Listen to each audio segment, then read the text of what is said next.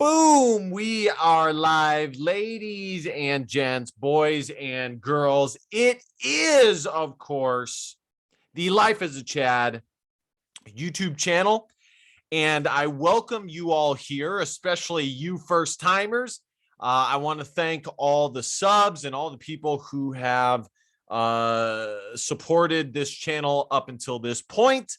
Very new channel, but we are growing at a nice pace, and I value the customer tremendously. I try and respond to everybody's comments and read as many as I can. Of course, I'm gainfully employed, so it's not super easy to do that. But as I said, I value the customers, and quite frankly, that's what this is about. That's what YouTube is about. That's what all of these platforms are about, is communicating in ways that outside of the modern era we weren't able to do before. It baffles me, some of the YouTubers who very rarely communicate with their fans outside of when they are receiving money. And I'm not hating on that, but it's just like I said, I value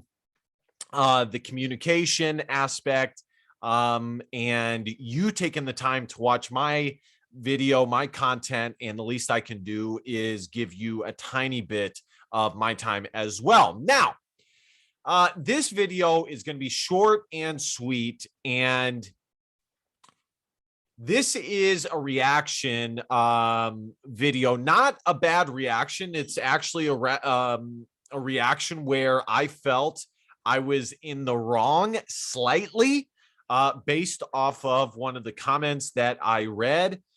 And the video that I made, and it's not that I wouldn't make that video again. I still would. It's a very good video, but the video is pretty it's somewhat negative, and it's with regards to America and its future. I would consider myself somewhere in between an optimist and a pessimist. I try and be as optimistic as possible, but I also think, on the flip side, I'm someone who searches for truth. And I try and live in reality as much as possible, which sometimes leads to being a little bit negative in some regards. And it is hard to look at the current state of America, the West, and to be optimistic. It just is what it is. Historians and people who study great civilizations say that when civilizations have fallen, they have had three common things. Number one, mass homelessness. Number two, a mass disbelief in the government, not having a ton of confidence in the government. And number three, the economy sucking balls. Okay. And currently, right now, we have all three in varying degrees. And, it could be more or less depending on what day it is. But I would say all three are substantially high, especially in this moment in time that I'm making this video. Now, with that being said, and I'm saying that to say that I believe I am justified in being concerned about the future of America.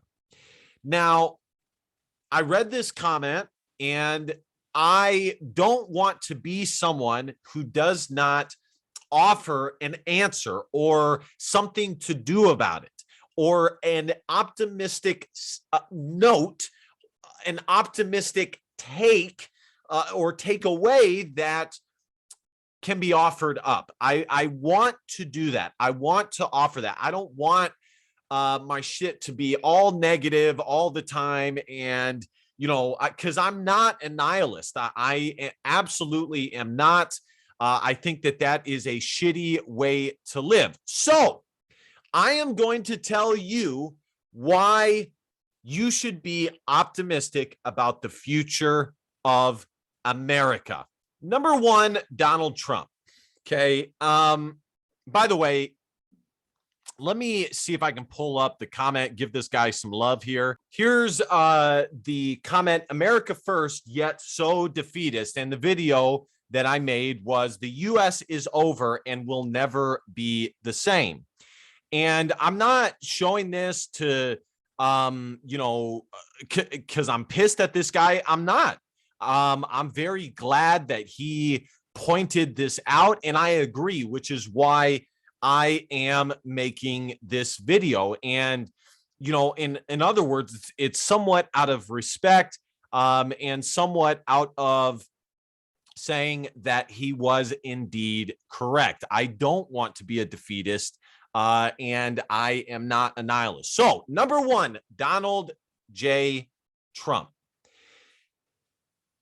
I will be the first to say that former president and who should be the current president, Donald J. Trump, failed in a lot of regards.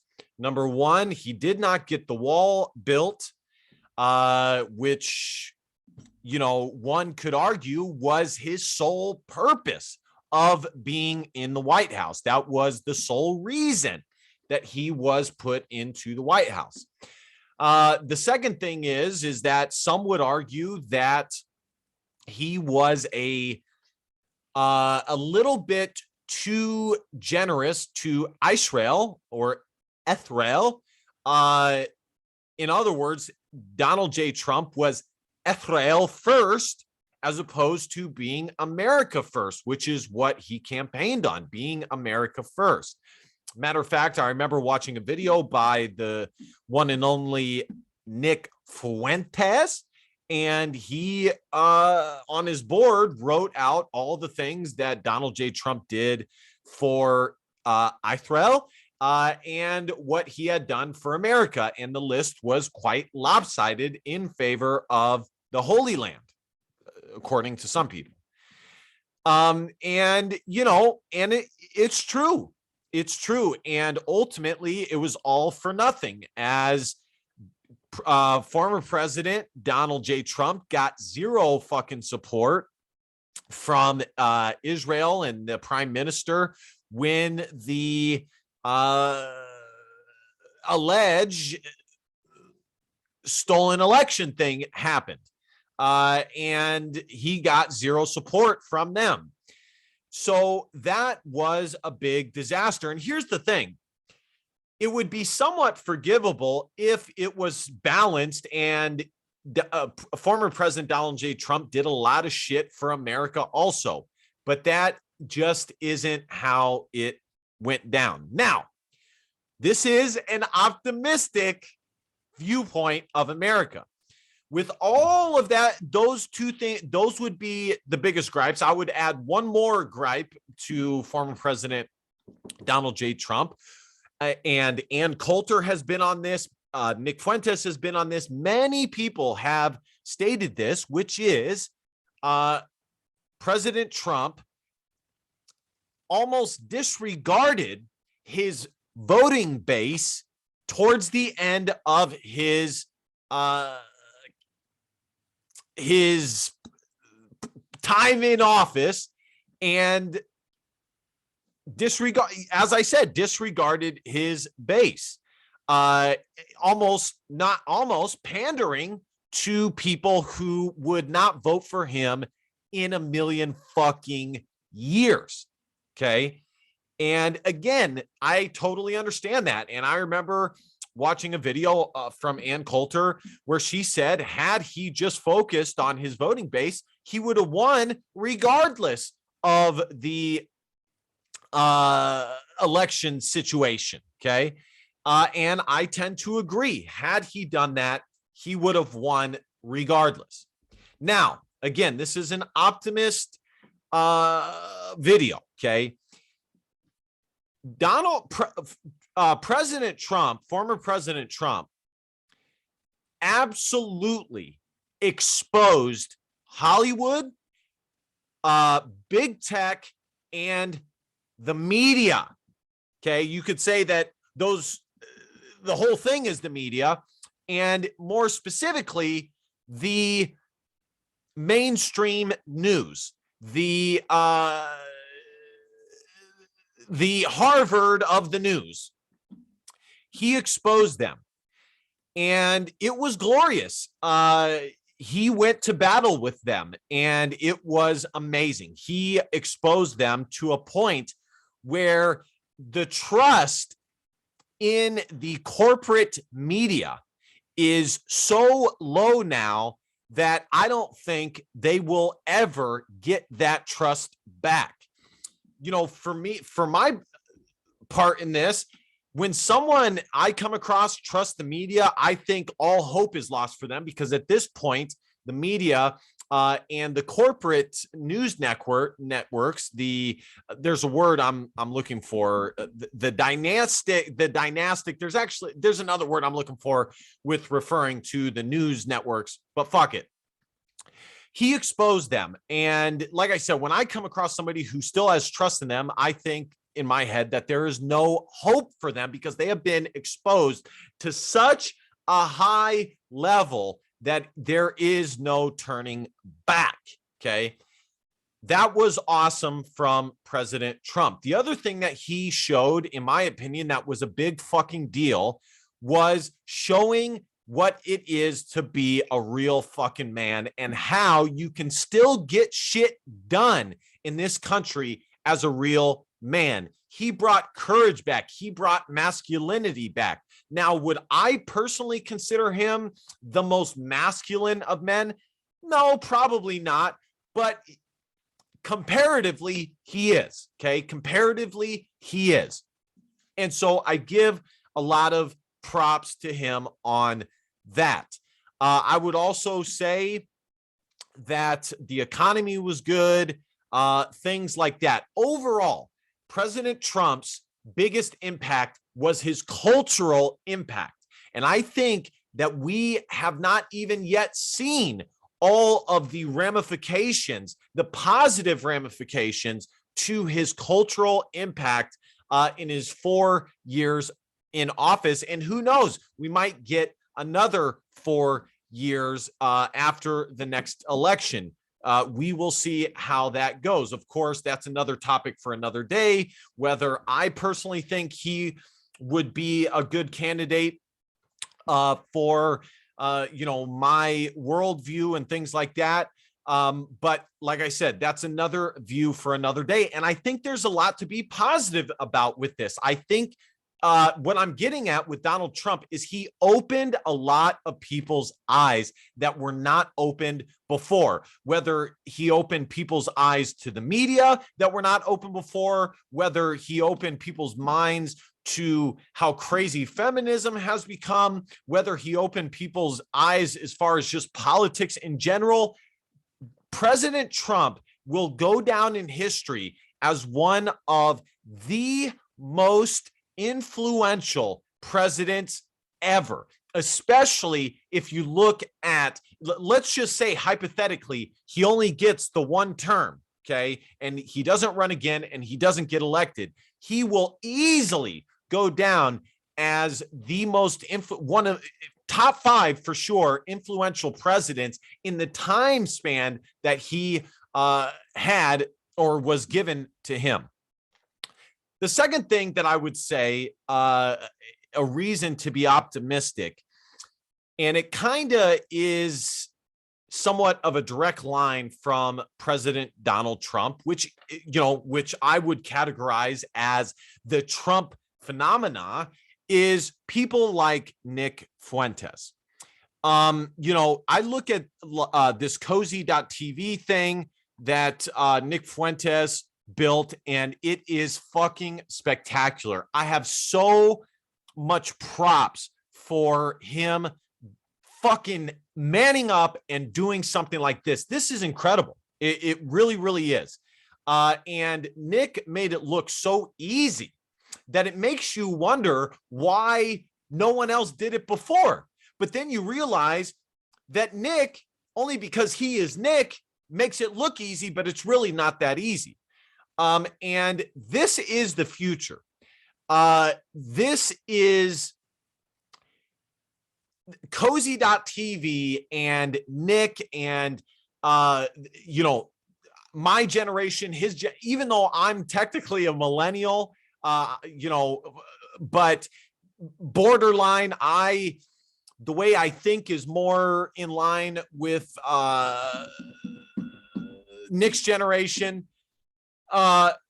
His generation is, I don't know if they are the most conservative at their age. Who knows if that's true, but they are accomplishing a lot of cool shit. I would, again, categorize this in the Trump phenomenon. This is a big fucking deal, and I don't think we have seen the end of this yet. Now, who knows how significant this will be? And I'm not even putting Cozy.tv as its own category as much as I'm just saying Nick, okay? Nick, the person. In my opinion, he is the most influential conservative figurehead at the moment in America, especially for people below the age of 40, okay? Maybe even 50. No doubt about it. Nick is so fucking popular. It is stupid. It's ridiculous. It's crazy. He is big pimping right now. Big fucking pimping. And this is why the left was able to kind of fucking bull rush the conservatives, because, well, all the cool people were liberals. But now that's no longer the case. All the fucking nerds are liberals, whereas all the cool people are now conservatives. So I would say, Nick, I would put him in his own separate category. There's my boy Nick right there. Let's go. Let's go. Woo! So Donald Trump, number one, the Trump phenomenon, and then a direct line, number two, would be Fuentes. We will see how big his impact is. We will see. And number three, the last thing that I would add, I mean, there's probably a few more things that I could add, would just be the sheer stupidity of the left. There is something to be said about letting someone just fuck up in order to get the result that you want. You know, there is an argument to be made that there has never been anything better for the conservative movement than Joe Biden and this current administration. The left is totally fucked right now. And I would even argue that they were fucked 6 years ago. They were falling out of grace 6 years ago. They were falling out of style 6 years ago. But, you know, that would require me going into the election and whether it was stolen or not and all of that stuff, which I don't want to do. But as I said, I think there's an argument to be made that they are on fucking stolen time right now. Oh, man, you see what I did there? They are on stolen time, okay? And I really don't see them being able to continue moving forward like this. And I don't even know how to articulate what I'm saying as number three, but really all I'm trying to say as number three reason to be optimistic is the left has shown themselves to be the stupid motherfuckers that they really are the last 4 or 5 years. I mean, it has been a disaster, specifically the last 2 years. There is an argument to be made that there hasn't been a better thing for the conservative movement or America than the left tearing itself open on full display in front of millions of people. I mean, so many people's eyes are being opened by the sheer incompetence of Joe Biden's administration. Now, the last thing I want to add is, what should you do if things are so bad? What should you do? Well, I've said this in previous videos. And by the way, there's more things that I could add than 3 things to be optimistic, or 3 reasons you should be optimistic and their significance. There's probably more, but I'm just going to go with 3 for now, because I said that this was going to be a short video. As I said, I've talked about this in other videos on what you can do specifically if you are a man. Okay. Number 1, find your fucking purpose, and that is not women, and go full steam ahead with that at all costs. Whatever your purpose is, get a hold of that and move forward. And it can't be women. It has to be something else. Okay. And move forward. Build your empire. Build your fucking empire. That would be number 1. The second thing that I would say is within reason. Okay. There are certain drawbacks to certain things, such as, making content on YouTube. But I would say, within reason, using your own logical brain that God gave you, get involved, whether that is fucking helping out with, someone who is running for office, learning more about politics, how things work, educating yourself, whatever it is, whether it is getting in line for a high level position with some authority, with some pull. I mean, one thing that the left has done really well is they have positioned themselves in positions of high importance and never looked back. And I don't know if you watch Star Trek, but one of the rules of the Ferengi is whisper your way to success. And what I'm saying is whether it's getting involved with a campaign, whether it's educating yourself, or whether it is getting yourself in line to achieve a position of importance, of pull, whisper your way to success and learn along the way. But those are very important things, and things that we could do a lot better in. If you are a father, be involved in with the school board. One thing that my father did not do well with, I mean, he did great with so many other things, but one thing that he probably could have done a little bit better with was being involved with the school board and the curriculum that was being taught, things like that. I think that is an important thing to be involved in. Fucking get on your council, get on your school district's council, shit like that. Make yourself important. Make yourself have some pull, some jurisdiction. And, the last thing I would say, and this is more just kind of life advice, more specifically for men, is to find someone who you respect and who is successful, and learn from them. Follow their lead into becoming what you want to become in life. That is something that has helped me, and it has helped me tremendously. And I know it will help you.